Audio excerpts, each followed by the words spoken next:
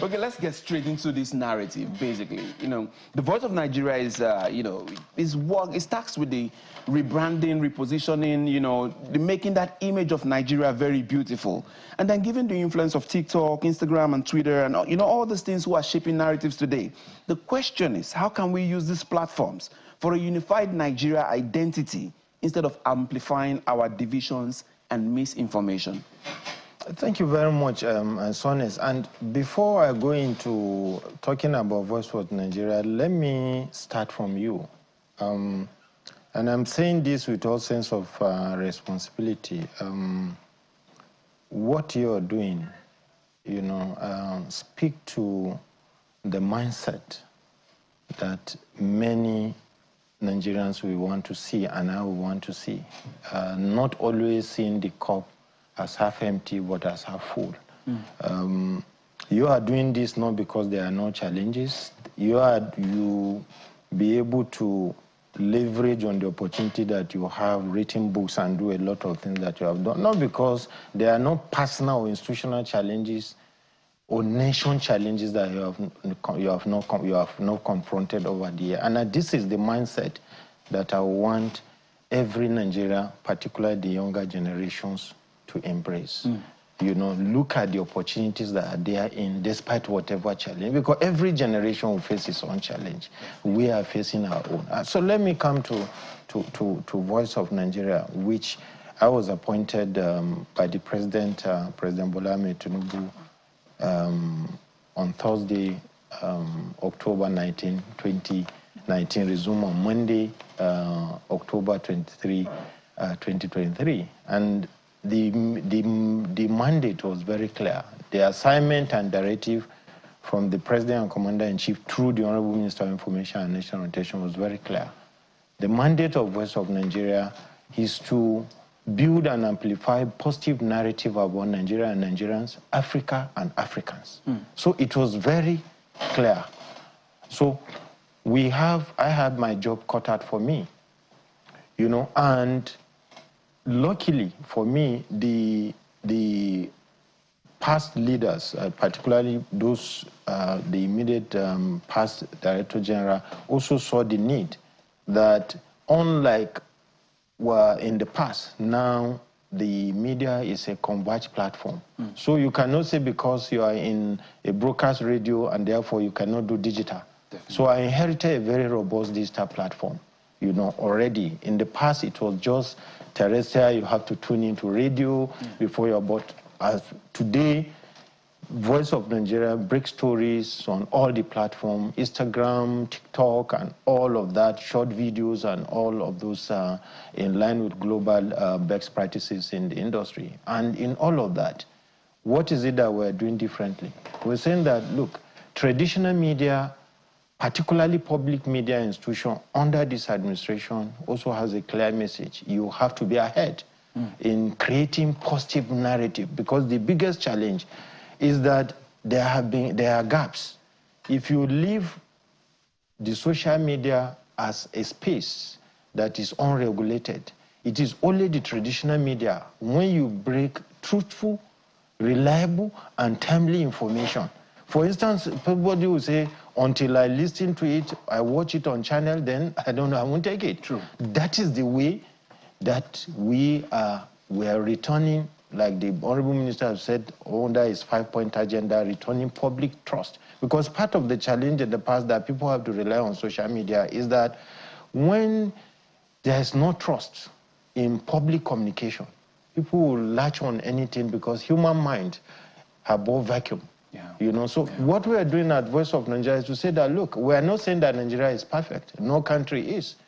But we're saying that on daily basis, there are many Sones, Nathaniel in Nigeria that are doing Nigeria proud. We are saying that every corner of the world, no matter how tiny a country is, there is a Nigeria, a male or female, that is doing Nigeria proud. And there are countries in the world that their economy will not even survive without Nigeria. We need to tell this story, and this is the focus of Voice of Nigeria. So we are not just building narrative around the positive of what this administration is doing, because it's not just about the administration, it's also about the country, about the people, you know, and we're looking beyond those who are here in this country. We are working with Mrs. Abike Dabiri under the Diaspora Commission to also identify many Nigerians who are doing well wherever, so that we can continue to amplify their story. And we already have advantage of languages.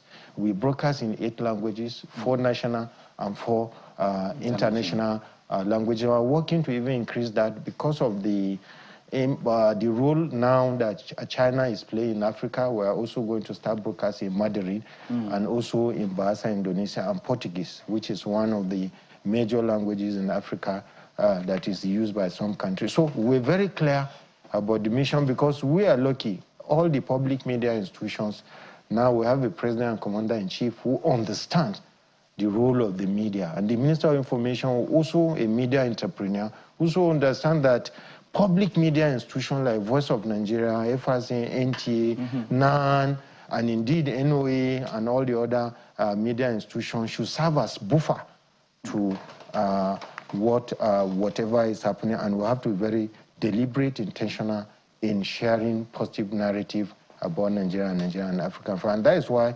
wherever I go and wherever we do, and we're doing now in Voice of Nigeria, it's not just focus about Nigeria. Of course, you know the role of Nigeria. Our Nigerian founding fathers were very clear about the role of Nigeria in Africa and beyond. So the Voice of Nigeria was not just set up to project Nigeria and Nigerians, but indeed to project Africa and African. And we're very clear about that. We're deepening relationship, opening new relationships. As I speak with you, we have a partnership with Tanzania Broadcasting Corporation, exchange program on broadcast of Swahili, content sharing, because one of the challenges that I have also noticed, and I'm sure Sonny, in traveling around the world, you realize that many countries, particularly Asian countries, get news about Nigeria for third-generation media.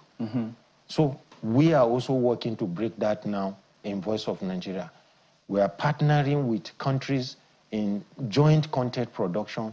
When President Bola Ahmed Tinubu was in Tanzania recently for the African Energy Summit, we didn't have any issue at all, because we have partnership. I just put a call to the Director General of Tanzania Broadcasting Corporation. Our President and Commander-in-Chief is coming. This is what we want. These are the people coming within. This is what we want. This is the content that we want. And this is the focus that we want it to be, both in Swahili and then generating content for us to also share here in Nigeria. And then we also share the same thing. Any story about Nigeria in Tanzania today comes directly through content that we are sharing. And if they see any news, they talk to us and say, Jibrin, this is DJD. We verify, you know. And we also have fact-checking units within Voice of Nigeria. Every story that will go out, because as a public media institution, you are not just focused on breaking the story fast. You are focused on truthful, reliable story that people can believe and tomorrow say, no, this is Voice of Nigeria. It cannot be anything but a reliable source. I think that's a very good way to start off. Let's go to the next question, which concerns me, because one thing I try to do with the Beam is to make sure that it takes into consideration the needs of the Generation Z and the ones after them. That's the way younger generation, because that's the generation of the future. And so, like you said, they trust this. They trust this. You know, social media. They are there. That's the space in which they thrive. And then beyond propaganda, how can the VOA, you know, meet that need of that generation beyond the whole propaganda that we know many other people have done in the past, which made the public not to trust the government? If you recall, when the Honorable Minister of Information and National Orientation was appointed, the first thing he said was that he was not going to lie to Nigerians. I mean, if I am coming to channels and there is a hold-up on the road, you don't need to say there wasn't any hold-up. You say there is hold-up, but something is being done. Because even if you say there is no hold-up, somebody will see it and say that that has happened. So And the president and commander-in-chief has also been very clear. Certain decisions are necessary that you will have to take at this point. And you can see one of the agenda, the top agenda of the minister is that bringing back trust in public communication. No matter what you do, if the citizen don't trust communication, the message that comes out from government, there will be that gap. That has been consistently what the honorable minister has been trying to close. At the Voice of Nigeria, what we're doing is not just to focus on, and I tell our reporters all around the country, you are not in a state, you are not an appendage of a government house. Yes, you are there to report government house, but there are many stories. If, for instance, you are in Voice of Nigeria office in Enugu, which covered the entire Southeast, it shouldn't be the governor say, the deputy governor say, no. There are events, cultural events in the Southwest that define who we are as Nigeria, that even Nigerians in diaspora can connect with. If you are in Voice of Nigeria office in Kano, you don't go every day and the report we get is about what the governor have done or the governor wife have. No. There are other stories in Kano about the Kano wall that other Nigerians and other people around the world want to connect. Yeah, the festival, Durbar, and all these other, these are the things that define us as a people. These are things that people want to connect to. It's not always political story, and we have various content around that talk to the destination tourism, content that is always about destination, Osho-Oshogbo Festival, other major state festival around the country. These are the things that we focus on. But beyond that, when I came on board, one of the things that I noticed was that there is a disconnect between the content that we generate at Voice of Nigeria with the generation Gen Z. And the first thing that I did was to start inward, internally. I started engaging with the interns, the corpers and interns. First, I met with them on monthly basis. I've started that in the last 1.5 years that I've been there at the Voice of Nigeria, engaging with them to say, look, you are not just a waka pass, like you said. You don't just garbage in or garbage out. See Voice of Nigeria as your institution where you can build a future, even if you don't have to work here. Because wherever you serve, either as a youth corps, as an intern, is going to go into your profile in the future. So connect, build a future with Voice of Nigeria that wherever you go to, you can offer. And the first meeting that I had with youth corps, about 5 of them came to me and said, we have proposal for you. We want to make presentation for you on how we think you can connect Voice of Nigeria with our generation. Beautiful. And they made a presentation of about 30 minutes. Nobody before then in the entire institution had spoken to me about that. And that has helped now to look at where are the gaps. Because even when you are talking about content, it's not just content. There are people who connect with BEAM. There are people who connect with 10 o'clock news. There are people who connect with political platform. There are people who connect with hard copy. It depends on, so you have to build in a democratized space. You have to get space for everybody. All right. There is a Gen Z in terms of how you generate the content. Okay, let's